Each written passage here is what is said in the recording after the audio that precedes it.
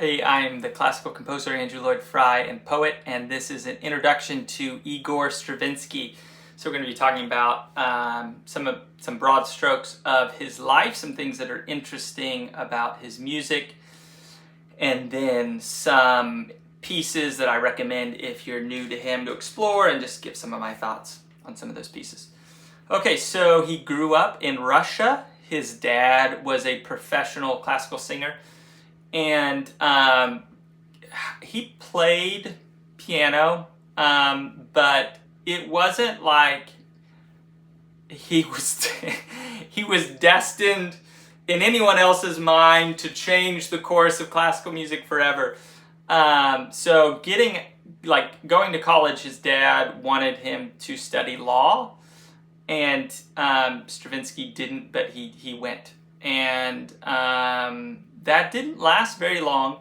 And then somehow he, kind of got permission to stop law school and start taking composition lessons with Rimsky-Korsakov. So he was a teacher at one of the main music schools in Russia. But interestingly, he didn't go to college for music. He just took private lessons with this college teacher, which Korsakov said encouraged him not to go to college and said it would not be good for him. So, which I think is super interesting because he has such a distinct voice, and it was a little bit more formed in isolation. He had training, but he didn't have this total environment that I think would lead more to a normal compositional voice. So he's studies with him. He gets some performances, but he's in his 20s at this point. There's still it's not whoa, he's a genius, he's gonna change music forever. I mean, there was a group of younger composers, and they were and a lot of them were students of Korsakov. He wasn't top tier material. So I think it was he's 26 or 27, and there's something called the Ballets Russes, which was run by Diaghilev, where he would take it's kind of like taking Russian shows to Paris. And he was doing this show called the Firebird, and he asked multiple composers. I can't remember the number. I feel like it's 5. Maybe it's not that many, but it's been a while since I've read this, but I think it's 5. And they all said no for whatever reason, they weren't available or whatever. So he finally settles on Stravinsky. It's pretty unknown composer premiering this huge piece in Paris. And one of the things that's interesting about that is just the project is the story was there, the dancing, there was choreography, that was there. So the music was he's coming in, and it's very much soundtrack-ish, where it's okay, here's what's going on, here's the move, make something to fit that perfectly, match this movement. And later, that wasn't the case. It's he's making music, you match it to his music, and this was very much music to order. Okay, I need 30 seconds right here, make 30 seconds. So anyways, the Firebird is a huge success in Paris.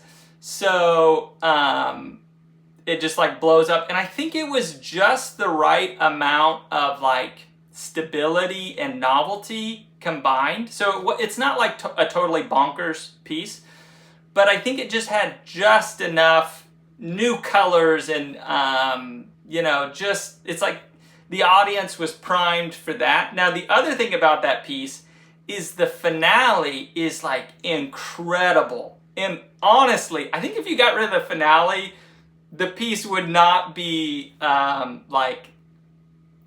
popular maybe is nearly as popular. So this idea of like we often define things by the end of the experience. The finale is amazing.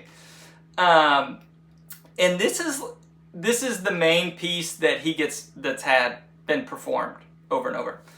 So like the classical music world is like really latched onto this piece in a way they haven't latched onto a lot of his other things. Kind of a side on that. So he's like 27 or something. It's the most popular piece. You know, he lived a long time. I think he lived to his 80s. And that his whole life, that was his most popular piece. And it was pretty soon where he didn't really care for the piece anymore. It's like he got paid well to go conduct it because that's cool to have the composer there. So he said he estimated he conducted it 1,000 times. And it was a piece he didn't really like. I mean, that's some of the hard stuff of like having a hit. But so that's first piece. Now from that point, he's kind of detached from Russia. I think at that point he lived in France and then later in America. So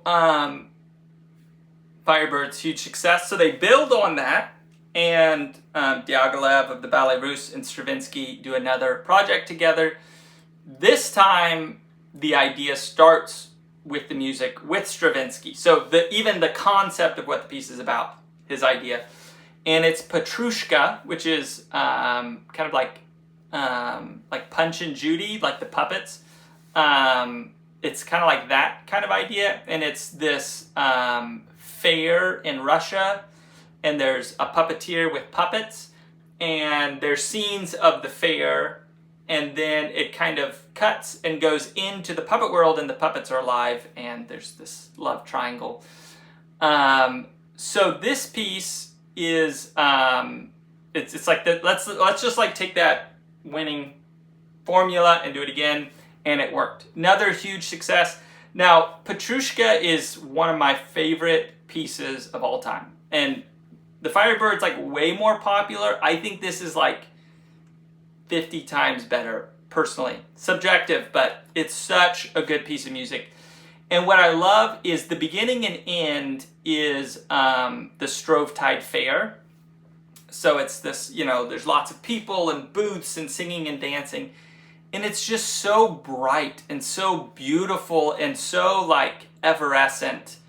And it just is like an expression of joy that is really, really beautiful. Now the story is a little bit sad, and that's more like the middle where it zooms in on the puppets, but the beginning and ending is just like incredible. So I do have a video doing, if you're interested in like more analysis of that piece, I talk about some of the melodic things he's doing, so you can check that out if you're interested. But like, that's my star piece. Go listen to Petrushka. I think it's like the best music ever written, ever. So, huge success. So it's like, okay, let's keep this going. Ballets Russes, Stravinsky. Let's do a third one. And again, this project starts with Stravinsky, and he has this idea of a pagan human sacrifice. So, a little dark. The music gets a lot more experimental, a lot more, you know, dissonant and different, and it in some ways feels like a little bit of the opposite of Petrushka because so much of it is like bright. So number one, it's really hard to play, and they had like a bunch of rehearsals. I can't remember how many rehearsals. It was a ton of rehearsals. It was really hard to play. The musicians were not used to that kind of thing. And then the dancing, all three of these projects are ballets. The dancing just ended up being like super weird that went with it. So it premieres and it is not a success. People don't like it. People are booing. The dancing is like super weird, and it does not go well. So a little bit of a like strikeout on the third time. So it's a full year before it's performed again. And that whole year, it's just like, I felt like Stravinsky's, like, I felt like this was like an amazing piece. I love that piece, the Rite of Spring. And it was just like a total flop. So, and like, he had to live with that for a year. And on the other side of this thing, like, that changed. Like, that's one of the few pieces that we can like legitimately say like changed the course of music history. Like, probably like top 5 pieces that have like changed the direction in the sense of like modernism. Like, it's like, that feels like the beginning of modernism, that piece. So a year later, it is performed again without the dancing. So it's just a concert piece. And it's like night and day difference. So again, the dancing probably wasn't the right, something was off there that was making it extra weird. So you have weird dancing, weird music, it's like too much. But just getting rid of that, I don't know if there were other factors as far as like how it was played, but it was just like everybody loved it. It's like they're picking Stravinsky up and like parading him through the town after this. So a little bit of justification. Now, to share just some personal thoughts on the Rite of Spring, I think it's an important piece, and there's a lot of things I really like about it. It's pretty dark. So it's about a pagan human sacrifice. And there would be this element of like, so it's like springtime and like the beauty of the earth and the brokenness of man. And that's like very much like they're like rubbing against each other, which is kind of an interesting idea. I don't listen to this piece very much, and partly just because it's so dark, and maybe I'm different, but I'm pretty, like, it took me a long time to realize like I'm pretty sensitive to music. And it's just like,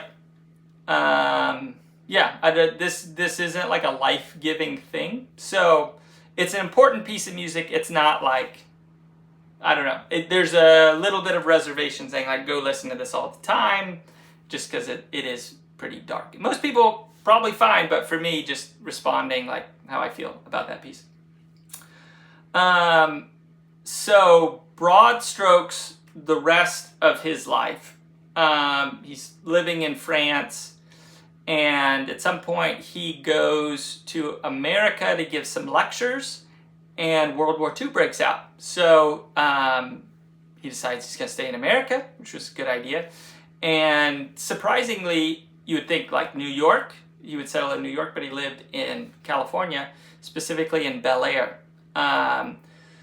So just stylistically, what's really crazy about Stravinsky is he just kept changing, and his style just kept changing really radically.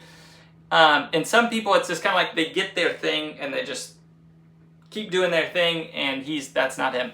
So he essentially defined modernism with the Rite of Spring, and then his pieces start to sound like completely old-fashioned. So he kind of like puts that aside and kind of pioneers this new movement called neoclassical, which I don't think that's the best term. It feels like neo-baroque would be a better term.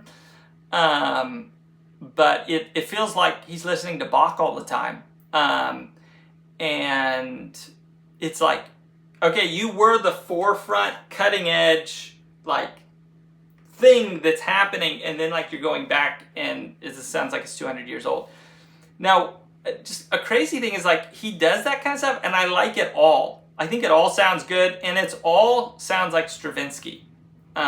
So I don't quite know how all that works, but it's like his personality, even though it's kind of like the genres or styles that he's putting on, like his music personality is always there.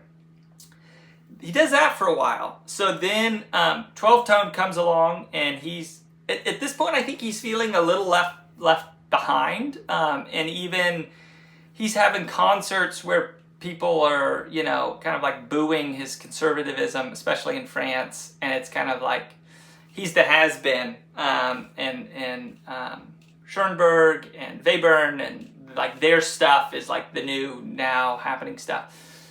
So and Schoenberg lived in Bel Air too. I don't think they had much interaction, but they didn't live that far from each other. Schoenberg dies, and then unexpectedly Stravinsky takes up the 12-tone thing. He also had this assistant, Robert Kraft, who was, you know, really into that. So there's some speculation that Kraft kind of, I don't know, influenced him or helped him see, I don't know. So then the end of his life, he's back at this extremely modernistic, dissonant, jagged musical expression. So it's very different. So a couple things just that make Stravinsky's music so unique. Firstly, would be his sense of rhythm. And in most classical music, I feel like the organizing core element is melody. And I don't feel with his music like that is the pinnacle core element. And often I feel like it's some sense of like rhythmic, it's like the rhythm of the melody is more important than the notes of the melody. So it's just that's a value switch, makes a very different product. I would say also, and this depends on the piece, but just his use of orchestration, and especially in those early ballets, is very, very just like colorful and bright and just very interesting. A little bit like Ravel, just like the craft of how you gave this instrument this part and then it switches to that. Those would be two kind of like broad stroke things that I think are good to pay attention to. Okay, so if you're new to Stravinsky, actually 4 pieces to start with. So I already talked about most of these. So this is all 3 of the ballets. Now I really like, and maybe it's just symbolic, I don't know, but he recorded like a bunch, or maybe like most, or maybe all of his music for Columbia when he was living in America. So it's like he's conducting, and it's like, is he the most talented conductor in the world? Probably not. But just that sense of connectivity to the composer feels really nice when it's like everything else in classical music. It's like, okay, this person wasn't even alive when recording was an option. And it's like he's there, even just the idea of he's setting the tempos. And there can be a lot of tempo fluctuations which really change the flavor of a piece. And it's like, okay, the composer's setting the tempo.